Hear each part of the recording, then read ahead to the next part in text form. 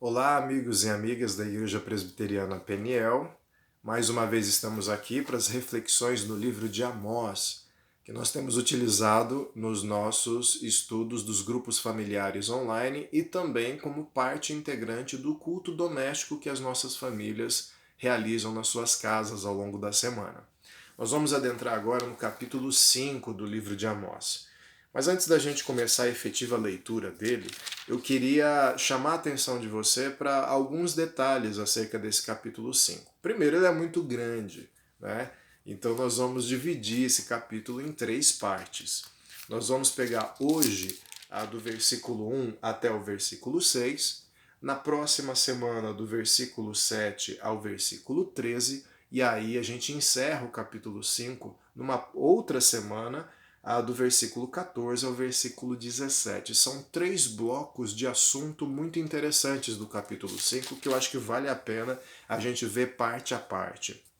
Mas também antes de entrar no capítulo 5, na efetiva leitura, eu queria fazer uma comparação, porque a gente vai começar a leitura com Amós dando uma pausa. Dando uma pausa. Ele está até agora anunciando a palavra de Deus, anunciando o que Deus tem a dizer, e ele vai fazer uma pequena pausa antes de retomar o assunto profético. E ele vai colocar um pouco do coração dele diante de tudo aquilo que ele está dizendo. Por que eu estou dizendo isso? Porque se você for comparar com um outro profeta chamado Jonas, esse profeta chamado Jonas tinha sido enviado por Deus para pregar a destruição à cidade de Nínive para os habitantes dessa cidade, para os ninivitas. E impressionantemente, Jonas não queria pregar essa mensagem porque sabia, conhecia o coração de Deus e sabia que os ninivitas poderiam se arrepender dos seus pecados, se arrepender dos seus erros e serem perdoados por Deus. E Deus, que tem um coração mole na cabeça de Jonas, iria ceder, iria perdoá-los. Então Jonas faz de tudo para não pregar essa mensagem lá em Nínive, e quando finalmente é colocado à força na rota daquela cidade, ele faz a pior pregação de todas. Ele não fala assim, arrependam-se, ele não fala assim, olha, se vocês se voltarem para Deus, ele não fala assim, olha, ele não diz nada disso, ele não faz nenhum lamento, ele fala assim, vocês vão ser todos destruídos. Preparem-se porque vocês vão ser todos destruídos. A cidade vai ser destruída em breve. Você vê ao longo do livro de Jonas uma sede de sangue. Eu vou pregar de tal forma que eles não tenham abertura para conhecer a misericórdia de Deus. Infelizmente para Jonas, Deus acaba tendo misericórdia da cidade de Nínive. A pregação, por incrível que pareça, afeta o coração dos ninivitas, eles se arrependem e Deus não destrói mais a cidade. Só que Amós aqui ele tem que parar para tomar um fôlego. Ele tem que parar para tomar um fôlego, ele já tem um outro coração. Se Jonas tinha um coração distante do conteúdo da mensagem, você tem Amós completamente impactado por ela. E qual é a diferença disso para os dias de hoje? O que essa diferença nos fala nos dias de hoje? Muito simples. Você vê profetas como Jonas e você vê profetas como Amós.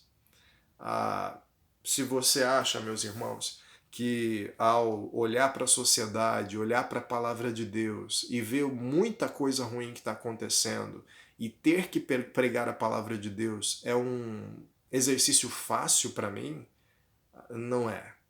É às vezes triste, é às vezes difícil, e assim deve ser porque a mensagem é terrível. A mensagem é uma mensagem muito dramática, muito impactante. Ah, mas há muitos profetas como Jonas espalhados pela internet, espalhados pelas igrejas. Gente que prega a palavra de Deus não com o intuito de fazer as pessoas se arrependerem, de voltarem atrás, mas torcendo para que a sede de sangue delas seja satisfeita.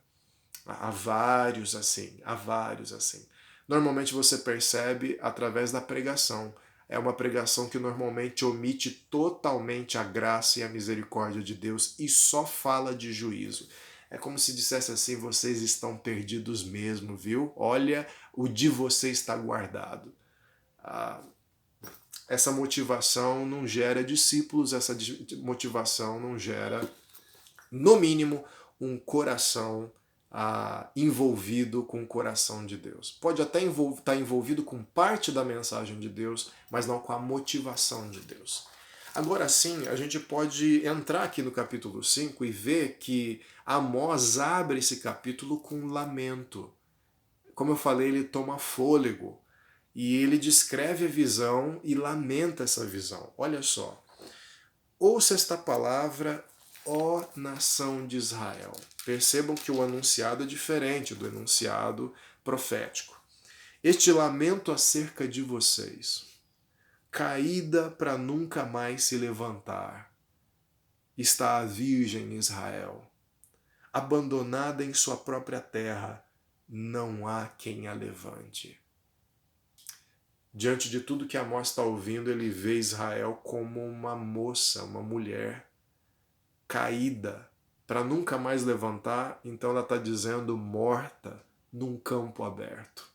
Você imagina essa imagem terrível, um cadáver de uma mulher jogada ao campo aberto, para os pássaros, para os abutres, para os chacais, para os vermes, essa é a imagem que Amós está dizendo. E Amós lamenta, ele categoriza.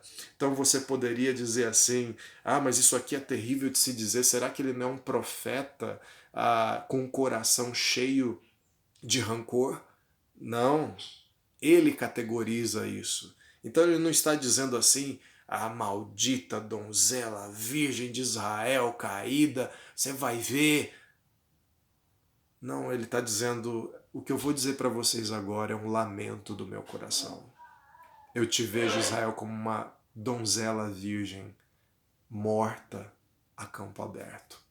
Olha que terrível, não há quem o acuda, não há quem recolha o corpo, não há quem cuide, quem ofereça os serviços funerários.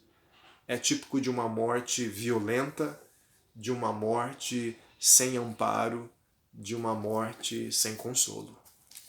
E Amós está impactado por isso. A gente deve lamentar mais, meus irmãos. A gente deve cultivar mais o coração de Deus no nosso coração. A gente deve se preocupar se a nossa motivação para a profecia, se a nossa motivação para as nossas palavras é o rancor e não a justiça e a misericórdia de Deus. Se ao alertarmos sobre um caminho equivocado da igreja, da sociedade em relação a Deus, a gente tem que prestar atenção se de fato essas palavras são palavras frutos de um coração desejoso de ver a sociedade mudar, desejoso de ver a igreja mudar, os irmãos mudarem.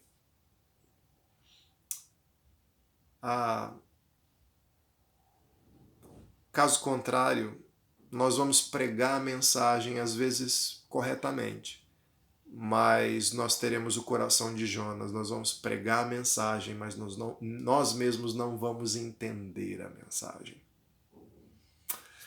Pois bem, aí Amós, depois desse intervalo, continua. Versículo 3, assim diz o soberano Senhor. Ele retoma a fala profética. A cidade que mandar 1000 para o exército ficará com 100, e a que mandar 100 ficará com 10. Ou seja, uma situação crítica de cidades grandes e cidades pequenas. Cada uma vai sofrer. Aqui é uma questão mais de proporção, de amplitude do juízo. Se vocês estão achando que por serem pequenos vocês não vão sofrer, vocês vão sofrer. Se vocês estão achando que por serem grandes vocês não vão sofrer, vocês vão sofrer. Tanto a cidade que mandar 1000 para o exército, para uma guerra, vai terminar ficando com 100 homens apenas. E a cidade que só tem 100 homens para enviar, porque é uma cidade menor, vai ficar com 10. Ou seja, é um juízo que passa por toda a população de Israel. E se nós pegarmos aqui o evento da pandemia, e eu já anunciei para vocês, já expliquei para vocês, que aqui eu não estou dizendo que é necessariamente um envio direto de Deus, igualzinho como foi na época de Amós. O que eu estou dizendo é que cada evento trágico envolvendo a natureza, envolvendo o planeta, envolvendo a criação, por trás, em última análise, tem uma maldição de Deus depositada nela, porque o mundo inteiro é caído. O mundo inteiro está debaixo dessa desordem, desse caos do pecado. Então, por trás de cada tragédia, por trás de cada juízo, como eu já expliquei antes, você vai ter a voz de Deus dizendo: voltem-se para mim. E vocês vão ver que isso vai se repetir aqui, porque Deus está falando assim, tanto cidades pequenas quanto cidades grandes tendo que se arrepender, o poderoso e o pequeno tendo que se arrepender, tendo que se avaliar. Tem gente que acha que por ser pequeno, ou por ser humilde, ou por ser pobre, por ganhar pouco, por não ser tão rico quanto aquela pessoa A, B, C ou D, esse status por si só já é a redenção dela. Não é, meu irmão. Não é, minha irmã. Se você tem alguma dificuldade financeira, isso é fruto de um mundo caído, de um mundo de caos, e que acabou te atingindo dessa forma. Mas às vezes para um homem rico o atinge através de uma doença, onde o dinheiro dele não consegue pagar a sua recuperação, nem o dinheiro dele consegue curá-lo. Vem através da morte. O evento da morte iguala todo mundo, rico e pobre, grande e pequeno. Então o que Deus está dizendo aqui é a justiça dele passa por todos, por todos. Não deixa ninguém de fora só porque sofreu, só porque ganha um salário mínimo, só porque está difícil. Não, o juízo, as tragédias, as dificuldades da vida por si só ainda não são o juízo final de Deus. São alertas de Deus.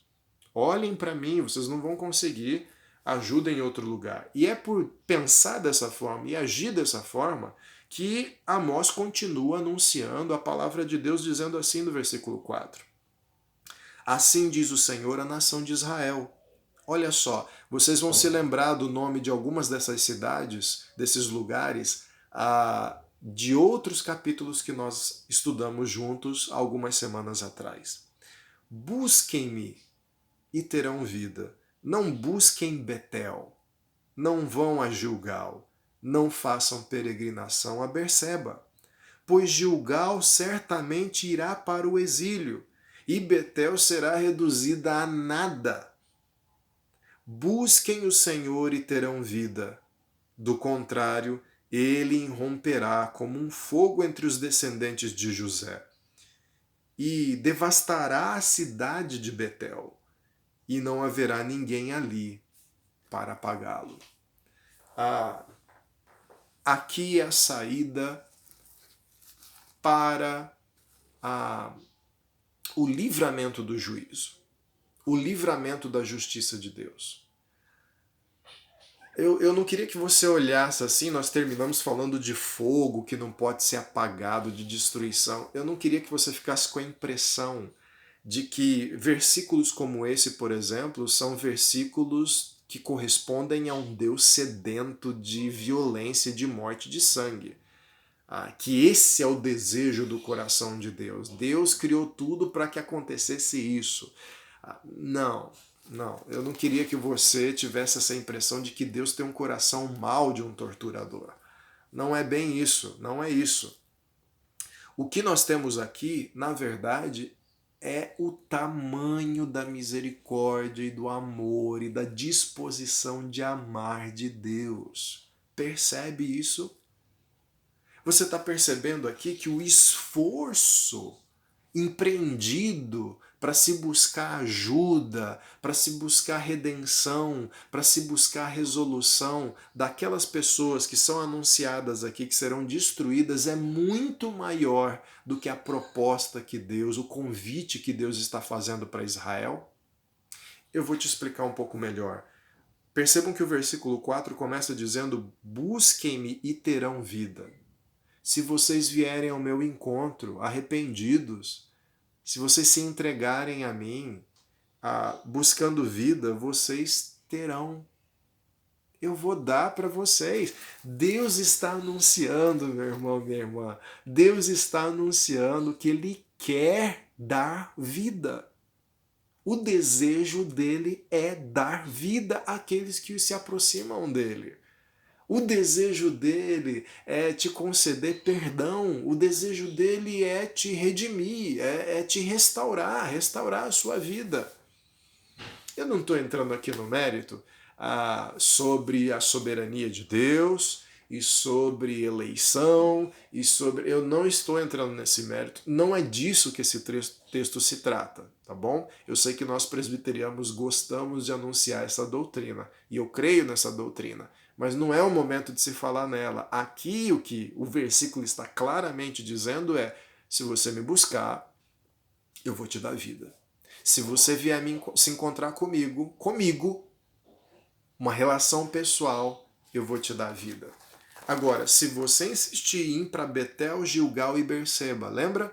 Lugares, aqui ele acrescenta Berseba, ele tinha anunciado antes Betel e Gilgal, ele acrescenta mais o lugar. Se vocês ficarem procurando os lugares que vocês inventaram para me adorar, do jeito que vocês quiserem, adorar o Deus que vocês inventaram, o Deus que vocês criaram, nos lugares que vocês construíram, para vocês.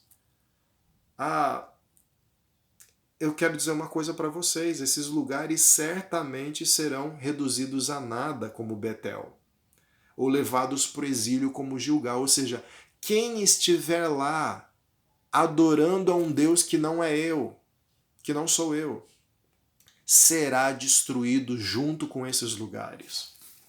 Quem buscar ajuda, em outras palavras, que não seja em Deus,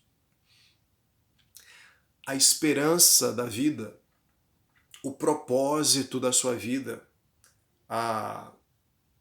o norte da sua vida, o centro da sua vida, se não for Deus, todo o resto será passado a fogo. Todo o resto ficará perdido e você vai se perder com isso.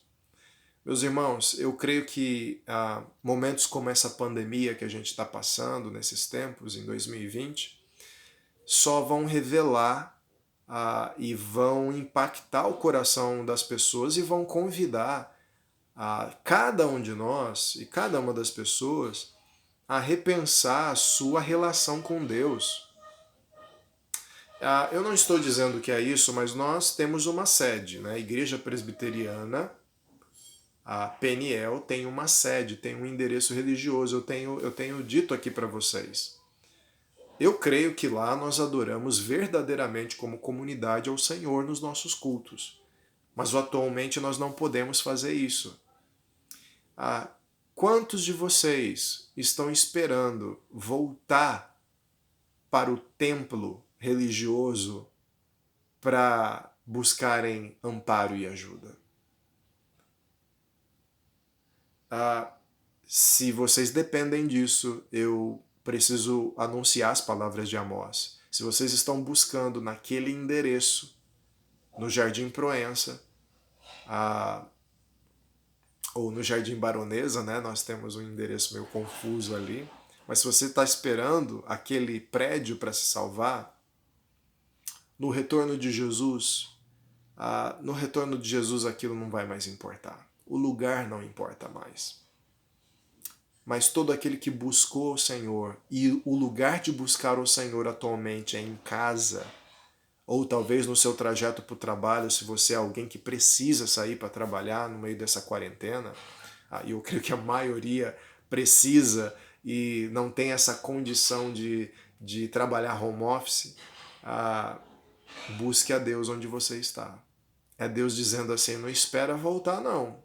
Não espera voltar para a sede da Peniel, porque eu quero que você me busque agora.